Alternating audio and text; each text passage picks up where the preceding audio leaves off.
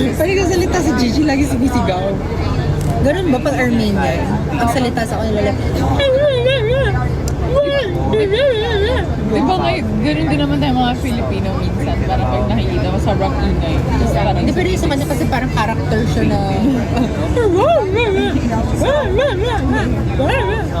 Angry Bird. Angry Bird yan siya. Totoo, lagi siyang ganun. Yung narinig ko nga ngayon, no? Sumisigaw na naman.